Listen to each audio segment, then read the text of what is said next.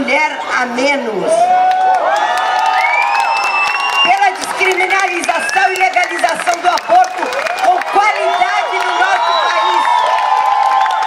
E na época a gente analisava qual era a causa da tamanha violência e chegávamos a 3 conclusões: a ausência do poder público, a falta de perspectivas para os jovens até perguntando viver para quê, que adianta, e em terceiro lugar era o tráfico das drogas, assim, e de modo especial na época as pequenas quadrilhas.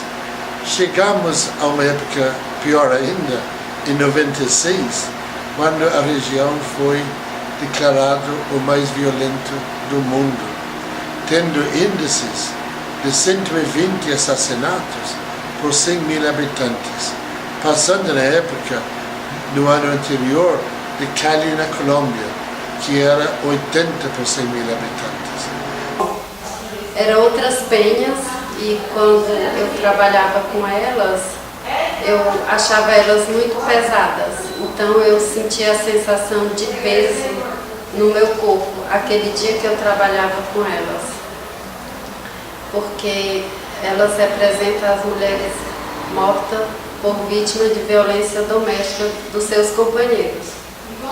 E o feminismo no Brasil tem uma importância fundamental, porque o feminismo pautou nesta sociedade patriarcal a questão de gênero, e as mulheres negras pautaram a questão da raça. Eu engravidei da de 13 anos, porque ele chegou de uma viagem e ele disse: "Ai, não deu tempo de pôr a camisinha".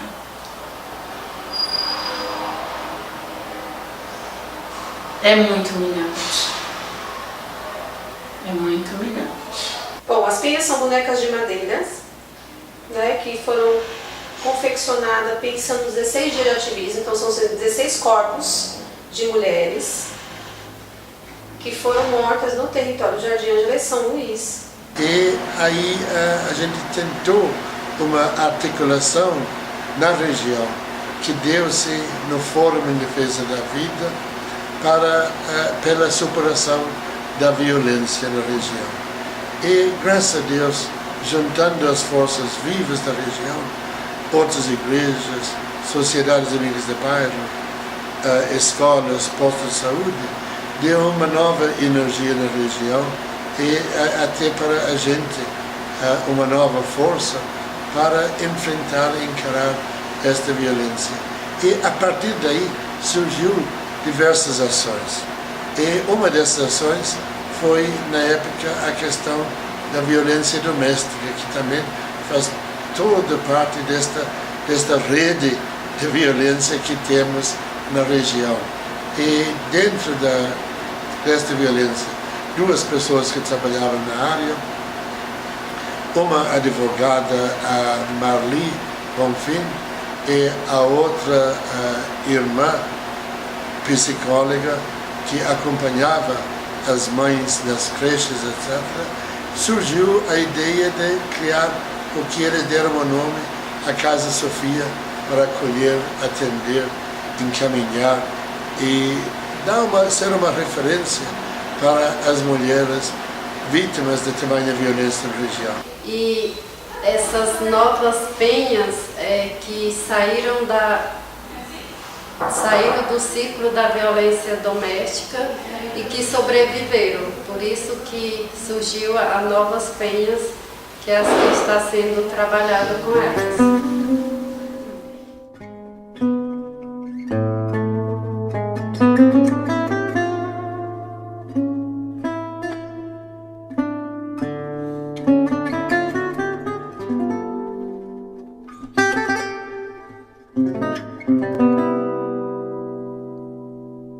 Mais direitos para as mulheres, nenhuma mulher a menos.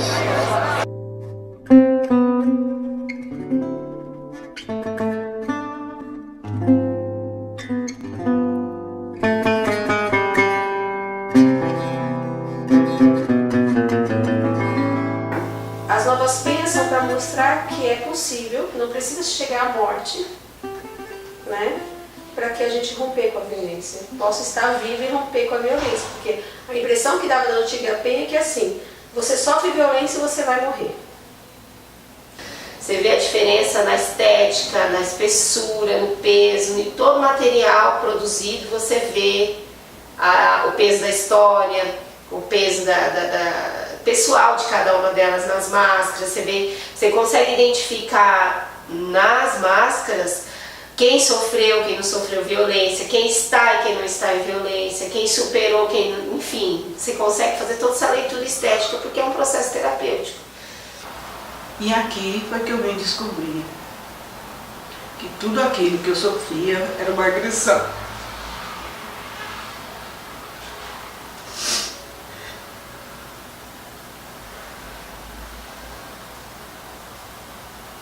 Porque a mulher não é um sujeito de direito.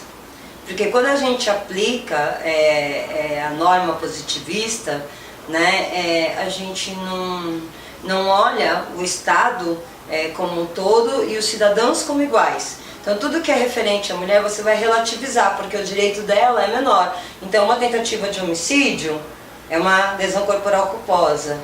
Foi quando eu não acreditava que eu seria capaz de trabalhar na Casa Sofia, porque eu vinha de cozinha e depois trabalhar atendendo telefone e fazendo outras coisas e atender mulheres vítimas de violência, sendo que eu praticamente estava passando por violência. E num aspecto tem os tratados internacionais de direitos humanos. E o Brasil assinou em 1979, né, a CEDAW, né, que é a Convenção pela Eliminação de todas as formas de discriminação e violência contra a mulher, que diz, no seu artigo 1º, que a mulher é um sujeito livre, autônomo e tem direito à sua inviolabilidade. A nossa Constituição de 88, ela diz lá no artigo 5º, parágrafo 3º, que serão equivalentes a emendas constitucionais os tratados internacionais que forem assinados e ratificados pelo Brasil, ou seja, passou pela aprovação da pelo menos 2/3 da Câmara dos Deputados, 2/3 do Senado Federal, eles têm força de emenda constitucional. Se falar demais, eu vou quebrar sua cara. Aí quando foi... Eu tava muita discussão, começou o negócio a ficar muito grave. Ele me agrediu, aí eu não falei nada. Quando foi falar para minha mãe, ela deu todo o apoio para ele. Que me choquei demais com essa situação. para mim, já coloca com crime de direitos humanos, violação de direitos humanos, permissão de estupro sem a punição adequada, de violência obstétrica, de violência doméstica, de violência patrimonial, de morte por abortamento. Né? Isso tudo são crimes que o Estado está cometendo contra um sistema internacional vigente. Porque eu casei jovem, com 18 anos, e 6 meses depois começaram os problemas. Eu fiquei 37 anos casada, debaixo de todo esse sofrimento e aguentando. Minha mãe era espancada pelo meu pai e depois houve separação. Eu só não quero que os meus filhos vivenciem isso. Para que elas não venham a passar pelas mesmas, repetir a mesma história minha, a mesma história da minha mãe. Então eu vim nesse processo de me reeducar, para poder educar elas. Então tem toda uma questão cultural, de geração para geração, os valores que são passados. E quando essa mulher chega aqui, a gente trabalha numa ressignificação, numa desconstrução de algumas coisas, na reconstrução de outras. E o meu ver é que a Casa Sofia é muito importante para o território, o Serviço de Defesa e Proteção da Mulher é muito importante, precisa avançar muito na questão da política pública. Então nós sofremos muito quando chegam mulheres que precisam de abrigo, precisam de casa de passagem, não tem vaga, ou você tem que ficar esperando a vaga por muito tempo, e está limitado dentro da parceria com a SMADS, então não dá para ter um atendimento psicológico. Ela é orientada, ela é passada nos grupos, mas o psicólogo não pode fazer mesmo aquele atendimento com ela, né? O jurídico também, ele faz o atendimento, mas é encaminhado para a defensoria. Quando nasceu lá em 2001, a gente fez um complexo de tudo isso. Então a gente conseguia fazer um atendimento psicológico, terapêutico, então a gente conseguia que os nossos advogados acompanhassem o caso no jurídico até dar fim.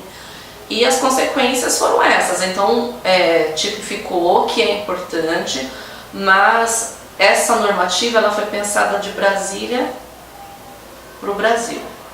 Acabou que nós trouxemos o trabalho para as mulheres da Casa Sofia, que casou muito com a transformação do corpo, né, da estética corporal das bonecas. Se você sair, ele vai dizer que você saiu, deu abandono de ir lá. Quando a gente está nervoso, a gente não pensa, né? Aí eu voltei, ficamos 30 minutos lá com eles, aí voltei para minha casa que era pertinho, tomei meus remédios, depois 5 horas, ela viu que eu estava muito nervosa, 5 horas ela falou que era para mim voltar, né? Com a minha filha que chama Letícia. Aí eu fui 5 horas com a Letícia, a gente conversou mais um pouco. Aí nunca mais eu ainda teve que deixar minha casa, só que eu continuei sofrendo, né? Com a violência dentro de casa, com palavras. Quando ele não agredia eu agredia meus filhos, porque ele sabia que eu ia me doer pelos meus filhos.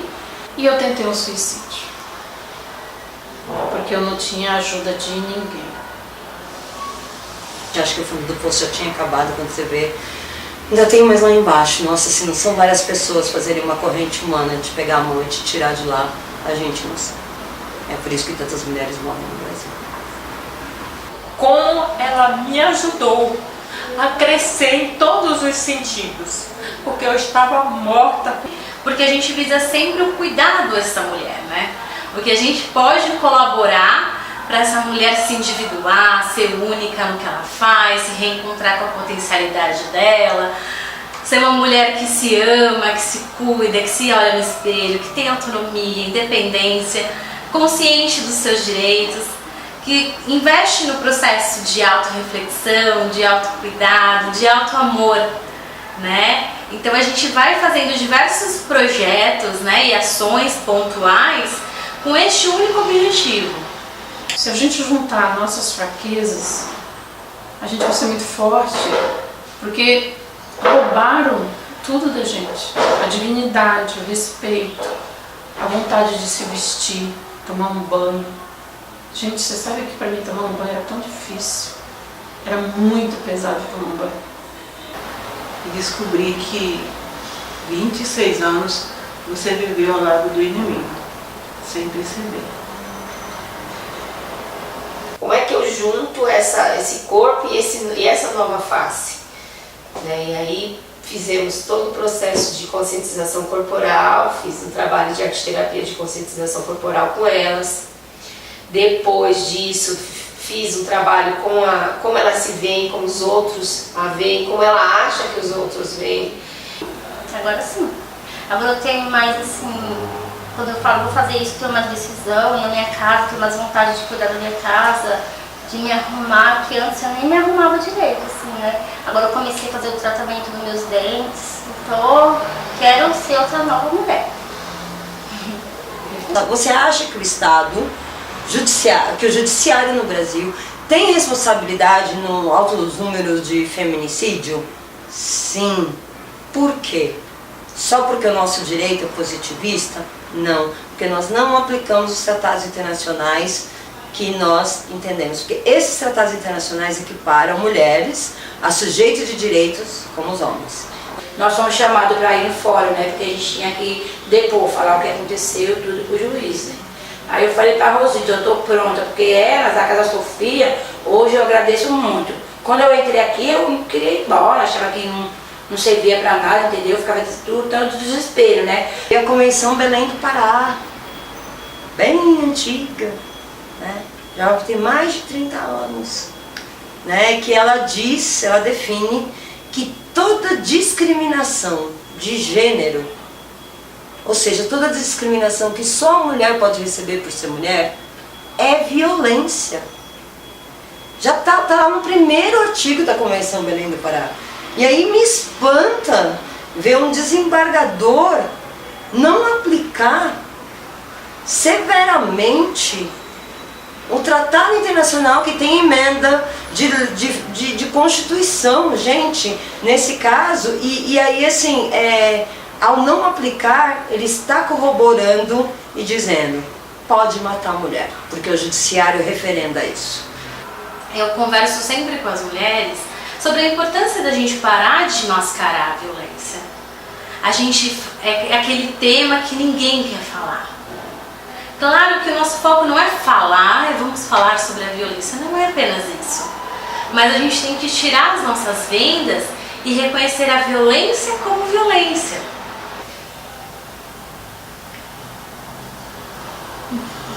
Desculpa. E eu não poder fazer nada. Eu me sentia como se eu tivesse com as mãos presas.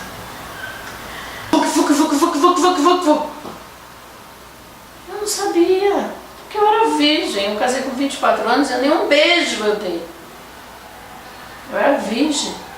E até chegar aqui levei algum tempo, porque eu não acreditava que eu estava nessa situação de violência doméstica, e até acreditar nisso, várias brigas aconteceram, noites sem dormir, angústia, desespero, tristeza, medo, vontade de se esconder, sentimentos que faziam com que me perturbassem.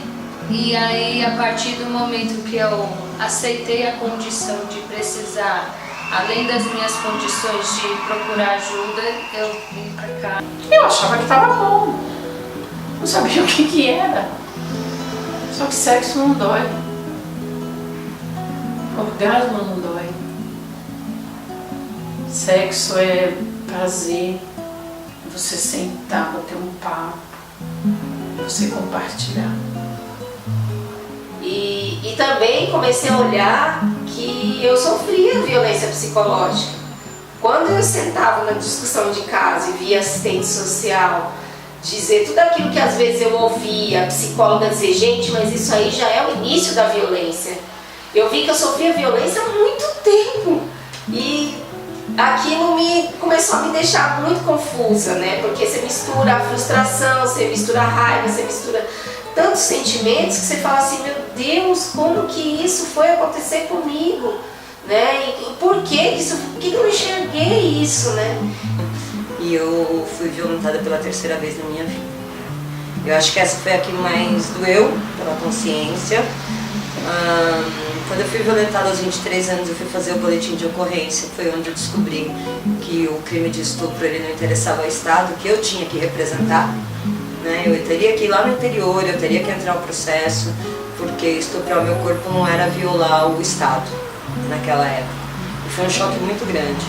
E quando eu sofri esse estupro no dia 20 de agosto do ano passado, eu sofri umas outras violências que eu não conhecia, apesar de atender seguidamente mulheres vítimas de violências sexuais e violência doméstica. Eu fui ao hospital de referência, eu levei pontos, eu recebi toda a medicação profilática. Mas começou que eu tive que brigar com o médico para colocar corretamente que tinha sido estupro no meu prontuário. E não abuso sexual. E eu falei pra ele, foi estupro? Ele falou, não, você abriu a porta da tua casa. Não interessa que tinha aberto a porta da minha casa.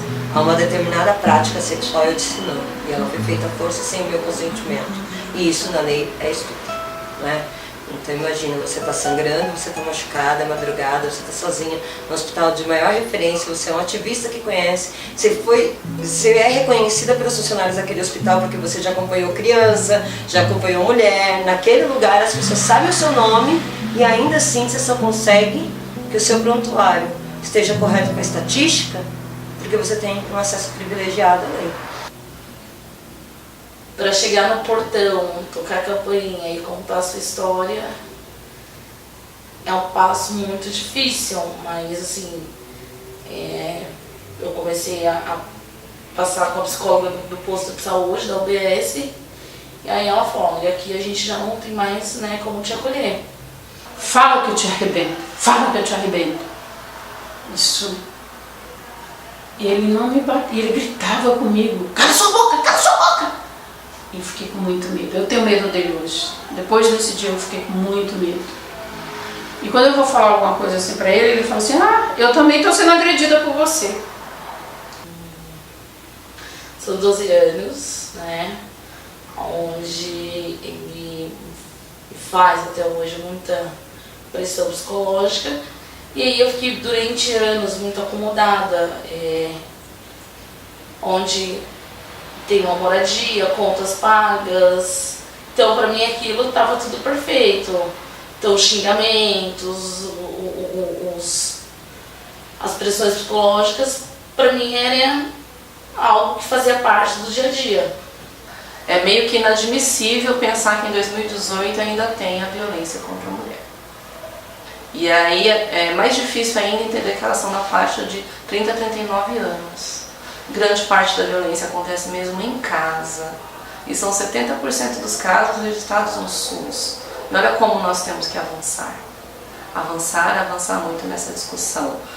E o mais interessante, eu pensando como gestão, eu sempre converso aqui na casa, precisamos ir atrás de novas parcerias fora do poder público. Uma que nós consigamos investir numa casa de passagem, num abrigo para mulheres, onde a gente tenha liberdade, onde a gente possa trocar, onde não tenha uma supervisão que às vezes é muito técnica, visa muito número, e nós estamos sempre na contramão. E se nos causa, né, choque, as mulheres que morreram, que foram violentadas na Guerra Civil da África, e a gente vai olhar os dados estatísticos do Brasil, a gente vai ficar tão chocado quanto, porque sim, nós estamos nesse lugar, porque o Brasil não cumpre os tratados internacionais. Como lidar com essa gestão, com esse Brasil como está hoje? Difícil. Difícil porque nós estamos numa gestão política que não quer saber de pobre, não quer saber de periferia. Diz que quer na época de eleição. Então, em São Paulo, você tem um prefeito que não conhece a periferia, você tem secretários que não saem do centro, e olha que a gente tem uma inserção com o secretário. Eu ainda brinco muito quando eu vou lá. Vocês têm que ir no Jardim, Ângela. Toda violação, toda discriminação que a mulher sofre por ser mulher é violência contra a mulher. Tratado Internacional, Convenção Belém do Pará, assinada e ratificada na íntegra pelo Brasil. Né? Violência. Então, se essa mulher... E a violência é qualquer ação ou omissão física, emocional, psicológica, sexual, material, patrimonial que cause danos à mulher por ser mulher. Então, Quando uma mulher sofre um dano psicológico de ser questionada na sua credibilidade, como sendo sido ela que deu causa à violência que ela mesma sofreu, pelo tribunal ou por qualquer um dos seus agentes, delegado, escrivão, promotor, defensor, o que é defensor é bem raro, mas assim, juiz, desembargador, ministro, né? Eles todos estão cometendo uma violência grave, que é uma violação de direitos humanos, que é a violação ao artigo 1º da Convenção Belém do Pará e o artigo 1º da CEDAW. E só por isso eu acho que os movimentos deveriam começar a peticionar lá fora. Eu queria entender em que situação no mundo eu estava. Cheguei aqui pensando em procurar um advogado e eu descobri que eu era prisioneira desse homem. Eu não sabia nem o que era isso. E só agora que eu sei que esse homem nunca me amou, nem nunca amou meus filhos. Passei pela morte, mas era possível. Porque muitas vezes ele foi pra cima da faca e eu saí fora, corri, peguei meus filhos, corri, fui pra onde meus filhos vinha sempre pra cá, corria pra cá. Essa casa aqui foi o apoio que todas as mulheres, se todas as mulheres soubessem, elas vinham todas pra cá. E hoje, quando você olha, não tem como não olhar a legislação que vai te engessando como serviço. Você precisa seguir norma técnica federal, estadual, municipal, e o usuário, cadê? Sabe? Então, é muito difícil estar nessa gestão, nesse momento, porque ela não é aberta para o diálogo, mas no sentido do vamos fazer. Porque quando muitas, como eu, quando chega aqui, nós não acreditamos mais nem quem somos, nós não sabemos nem mais quem somos nós. Só que estamos machucadas, feridas, tristes, humilhadas e perdidas. Então, nesse sentido, quando a gente começa esse processo de investigação, é doloroso, não é fácil, porque a gente não quer aceitar a condição da qual nos é imposta, não só pelo agressor, mas também por nós, porque acreditamos e esperamos que um dia tudo vai mudar e não muda. Eu acho que você pode colocar também a questão do isolamento, né? Porque a pessoa começa a achar que você, começa a dizer pra você que você tem problema, que você é louca, né? Que você é desequilibrada, né? É mais ou menos essas palavras. E aí acaba que ele acha que ele é o único que te suporta e que as pessoas te odeiam e que então aí começa a sabotar as relações. E acho que o Brasil tem que sofrer sanções. Tem que sofrer sanções por descumprir os tratados de direitos humanos. Eu fui ouvir falar disso, né, por algumas pessoas do judiciário apenas agora, há 22 dias, quando a Marielle foi assassinada. Né, que eu vi quando o Parlamento Europeu sugeriu uma sanção comercial ao Brasil, porque o que a Marielle sofreu, segundo o Parlamento Europeu, foi uma violência de gênero e viola diversos tratados internacionais assinados pelo Brasil, e isso está sendo discutido. Eu acho que quando esse tipo de coisa acontecer, o judiciário vai pensar. Porque é inadmissível você pensar um juiz que, ao olhar um caso de direito civil, de indenização por violência, qual seja ela qual for, um caso de violência de família, né, um caso de violência sexual, violência obstétrica, não se lembrar que ele deve obedecer ao sistema internacional de leis e tratados que o Brasil assinou e ratificou. Sabe por quê? Esse juiz nem sabe que existe. Tentei cometer suicídio por conta de muita pressão psicológica da parte dele. E aí eu acordei e falei, não é isso que eu quero pra mim, isso está me incomodando. De acomodada eu passei a incomodada. E aí eu vi que era o momento para poder seguir a vida adiante. Antes mexia muito comigo, hoje eu já sei lidar com a situação, porque eu já saí da violência. E eu trabalho a partir daí com o planejamento de futuro. Mulheres que chegam na minha frente e falam, olha, eu não tenho sonho, pra mim o que vale é agora. Então essas mulheres, elas precisam ressignificar os sonhos, os desejos. Não, você não está sozinha, sua história não vai ser mais uma, mas a sua história vai ser preciosa. Infelizmente viemos de uma sociedade machista, patriarcal, que nos impõe, né, essa questão da gente se fechar, se anular e esquecer que a gente também é um ser humano, que sente dor, que chora, que sorri, e a gente é educado só para cuidar de outro ser e deixa de cuidar de nós mesmos.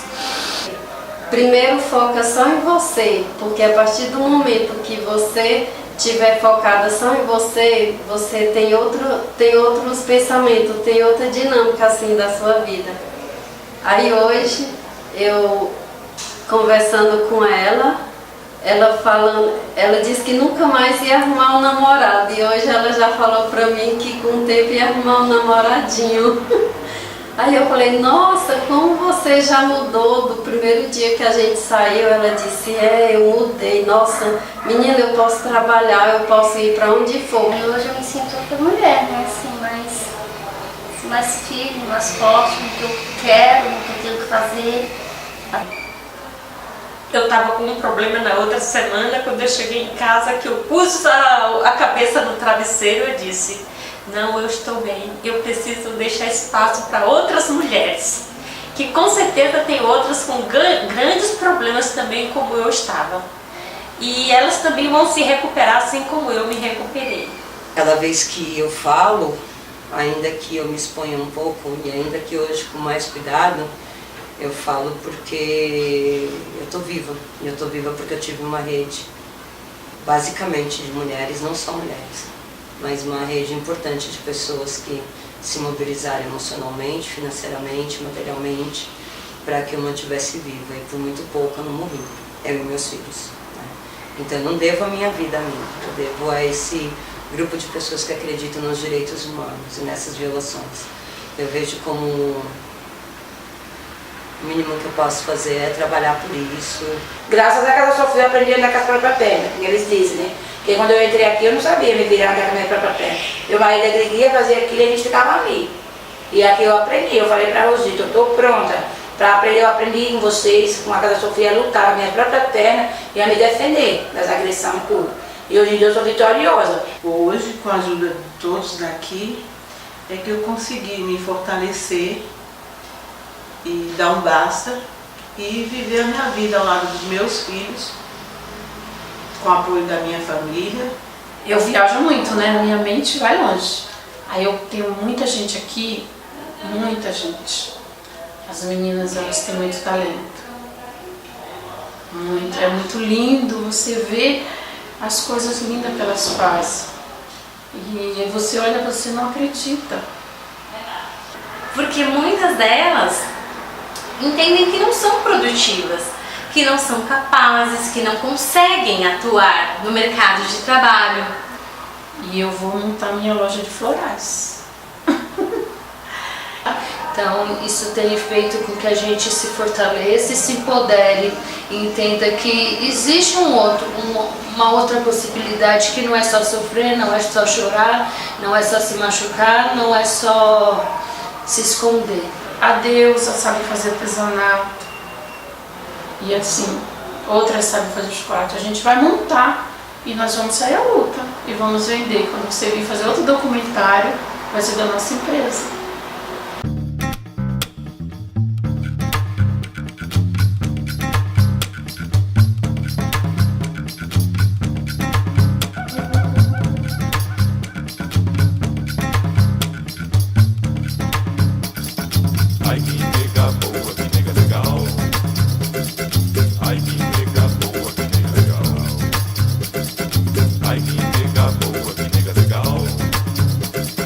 Ai, que nega boa,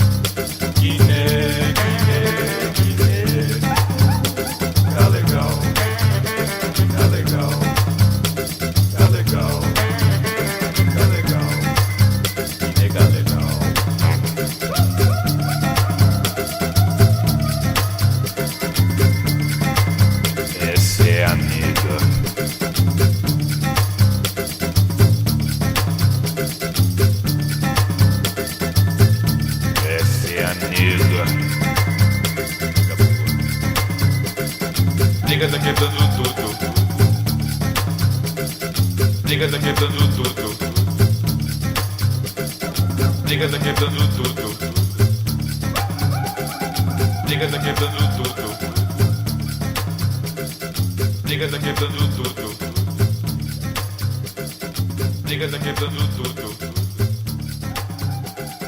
Niggas quebrando tudo.